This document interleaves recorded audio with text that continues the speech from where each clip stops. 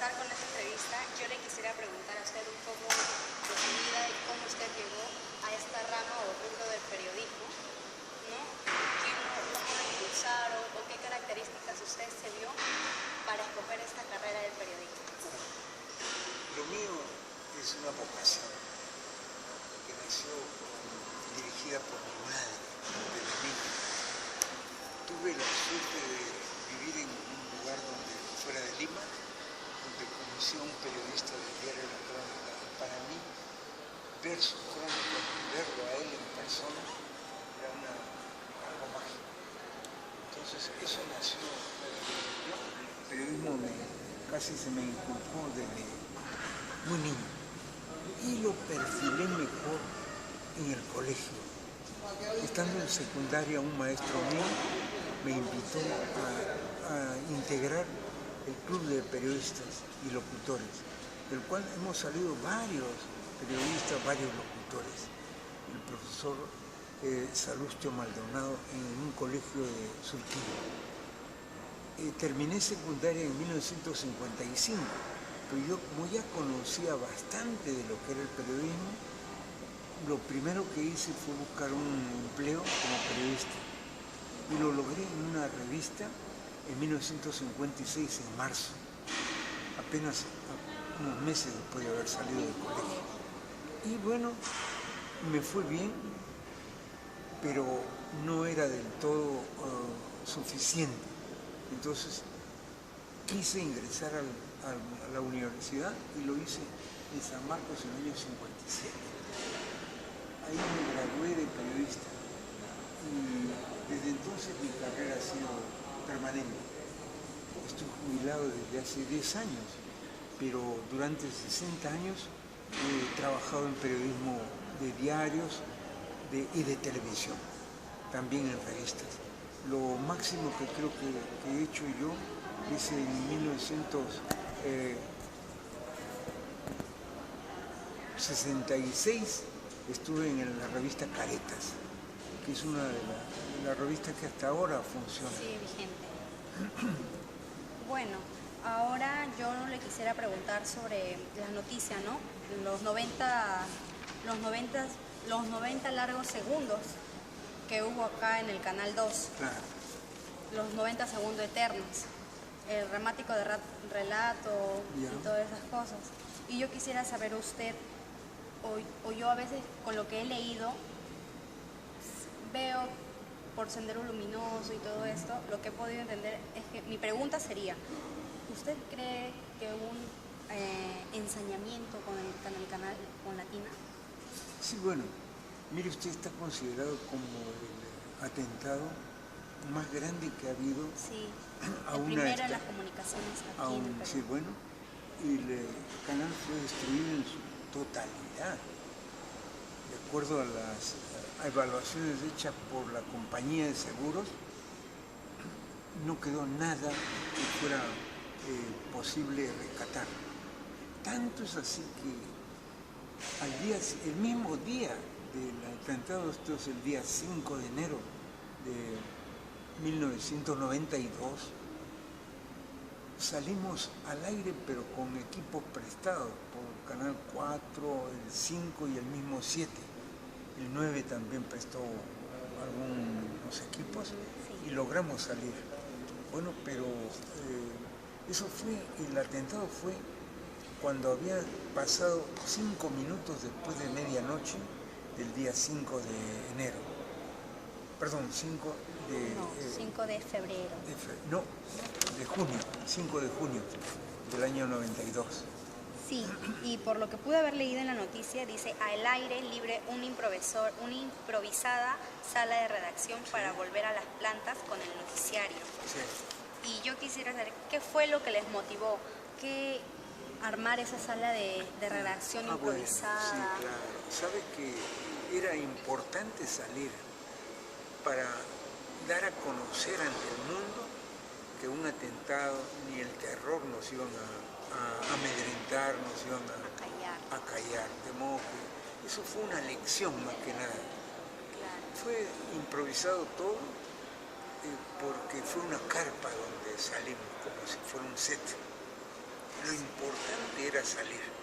Y a la 1 de la tarde, o sea, 13 horas después del atentado, pudimos estar en los hogares de Lima. Muy bien. ¿Y usted cree que hubo apoyo de las autoridades en este ataque, ya que es indignante que un vehículo del circuito militar haya circulado por todo San Felipe, por toda la Brasil, y no se hayan podido dar cuenta?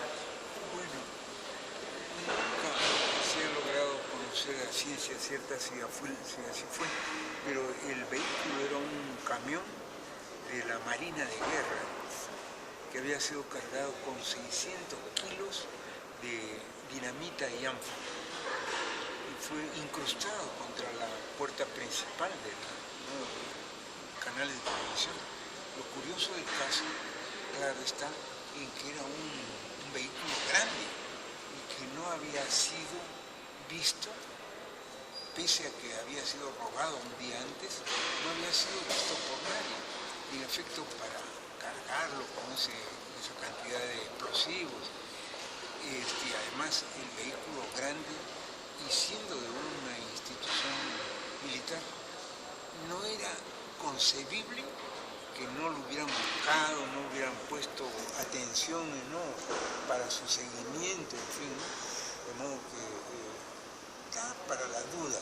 Sin embargo, no se ha llegado a establecer que hubiera habido, tal vez negligencia sí, pero complicidad no.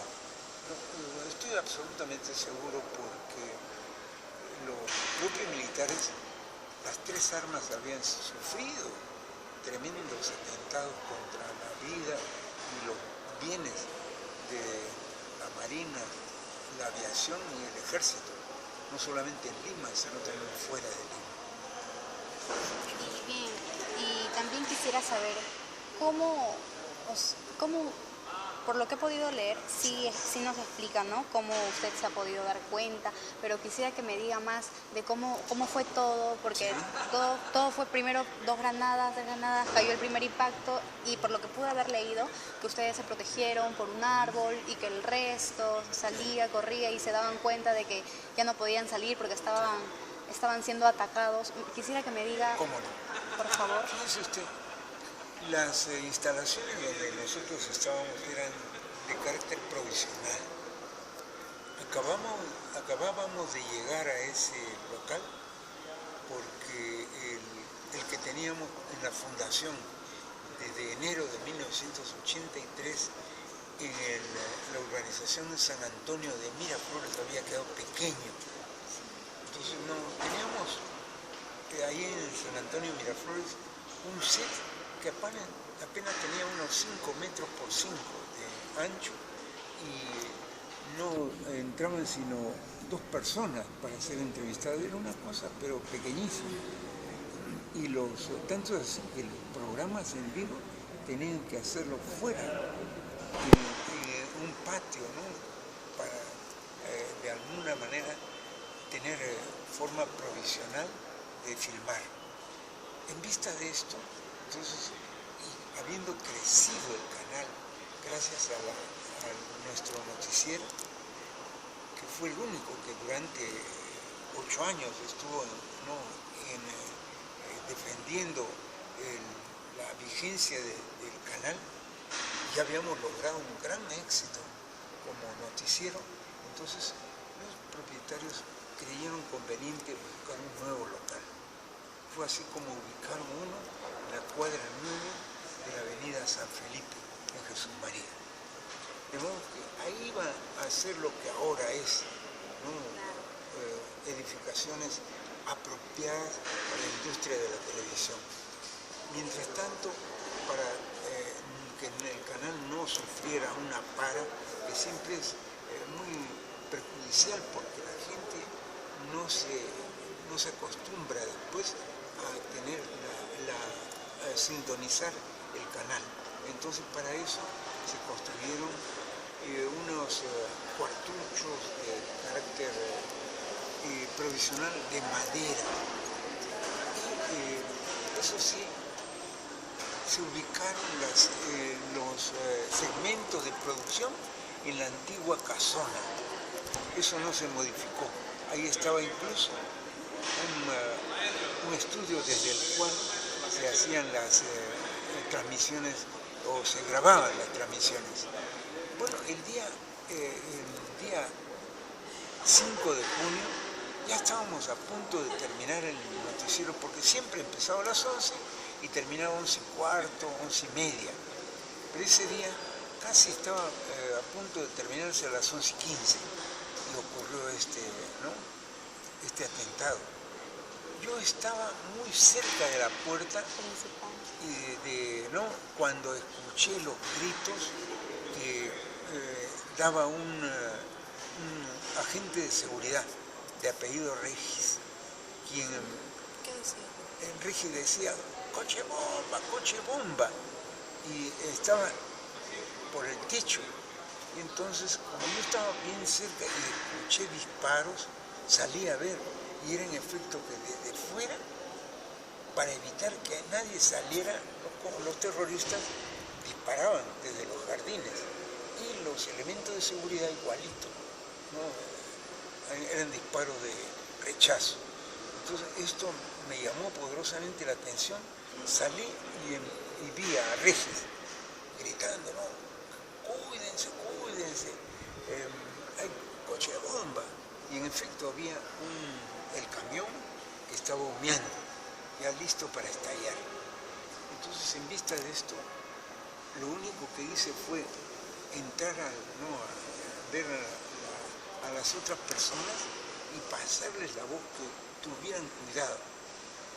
El primero que encontré a la mano fue el director del noticiero, Ricardo Miller, quien era un tipo muy, digamos, que no tenía una forma de pensar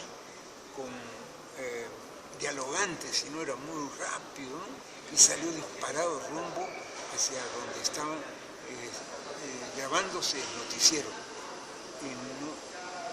y en el switcher.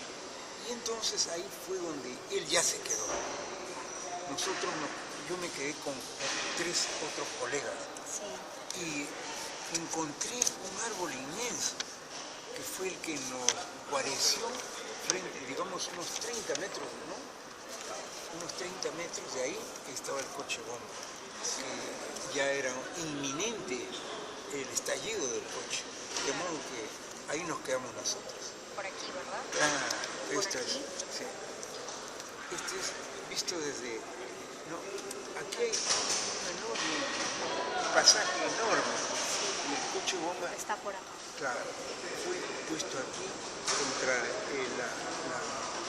la puerta de ingreso. Nosotros estábamos en el punto 4, que era la sala de redacción de 90 segundos. Lo que hice fue, con mis colegas, guarecernos detrás de este árbol y ya no salir más de ahí, porque el coche bomba estalló y todas las instalaciones estas quedaron pulverizadas, porque como eran provisionales, eran de madera y algún techo de tecnopor, algo así. Entonces todo se vino abajo. Esta parte de acá es el switcher, era el lugar donde estaba. Aquí está la otra mitad, para que más o menos... Ya, ok. Entonces sí.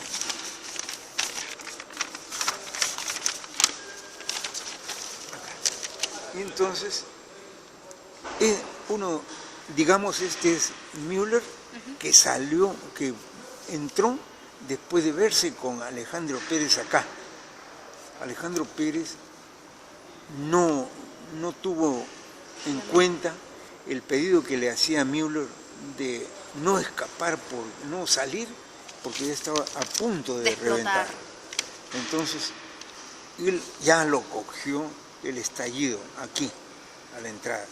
Müller ya se quedó dentro de este edificio donde estaba, era una casa, la casa antigua, la casa donde vivía una familia de apellido Nicolini, una casona. Entonces ahí fue donde acá murió Alejandro Pérez. Y en los techos murieron 2 agentes de seguridad. En total fueron 3 las personas que murieron ese día. Varios quedamos heridos. Yo apenas, fue una herida, ¿no? En la cabeza y en la mano. En la mano, sí, ¿no? En la mano porque al cuidarme de la caída de las hojas del árbol, puse así un tronco, me cayó en el dedo anular, no, en el dedo central, cordial de la mano de izquierda, sí, la mano izquierda. Y usted, después de todo este atentado que hubo, ¿cómo se sintió usted? ¿Cómo fue después? Para mí es como si hubiera vuelto a vivir. Porque ya era, pues, estando tan cerca del estallido del Cochimón, entonces yo no creí que iba a poder seguir adelante, seguir con vida. ¿Y qué es lo que pensé primero? Lo primero que pensé fue en mi madre, porque mi madre era una seguidora del noticiero del canal. ¿Y cuánto sería la sensación de mi madre que cuando ella que veía el noticiero, dice que empezó a ver unas rayas blancas y tuvo inmediatamente la idea de que algo había ocurrido? Fue mi madre la que llamó a mi esposa. Estaba en mi casa. Mi madre vivía en nuestra casa antigua en Surquillo y yo vivía allá en Surco. De modo que la llamó y eso preocupó bastante a mi esposa, que llamó a una familia, a una amiga muy cercana a nosotros, que era esposa de un periodista, también de otro canal. Y entonces la señora esta, Anita Gibson, esposa de Homero Zambrano de Canal 9, se enteró que había habido el atentado terrorista. Fue por mi esposa y ambas fueron a vernos al canal cómo había quedado, que era la destrucción total. Esta unidad móvil acababa de llegar a la puerta de la avenida 28, San Felipe, y así que quedó un escombro. Destrozada. Sí, totalmente destrozada. Este es Alejandro Pérez, los restos de Alejandro Pérez, no cubiertos por... ¿no? Frente a esto más o menos da a entender cómo era, ¿no? ¿Y usted era bien cercano a Alejandro Pérez? Sí, ¿Era su amigo? Era un jovencito de 27 años de edad, yo ya tenía más de 40, de modo que él podía haber sido incluso mi hijo, un jovencito, ¿no? Ese es el mismo carro que quedó destruido. Y aquí un relato que dice, ¿no? Esta es la casa principal, digamos unos 5 o 6 metros, pasando esta puerta donde murió Alejandro Pérez, ahí estaba el switcher, el local donde se difundía el programa, ¿no? Vivo. Este es Ricardo Müller, el director del noticiero, cuando recibe a Roberto Ramírez Villar, que entonces era presidente de la Cámara de Diputados.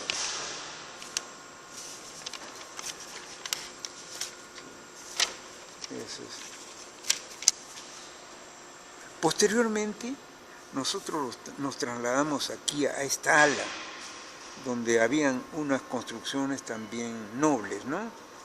Con material noble. Y fue ahí donde el día 12 de septiembre de 1992, o sea, pocos meses después, yo di la primicia mundial de la captura de Abimael Guzmán. El 12 de septiembre del mismo año 1992. Y bueno, pues para finalizar, señor Justo Linares, ¿Cómo usted ahora se siente al ver o al recordar estas imágenes que podemos ver acá?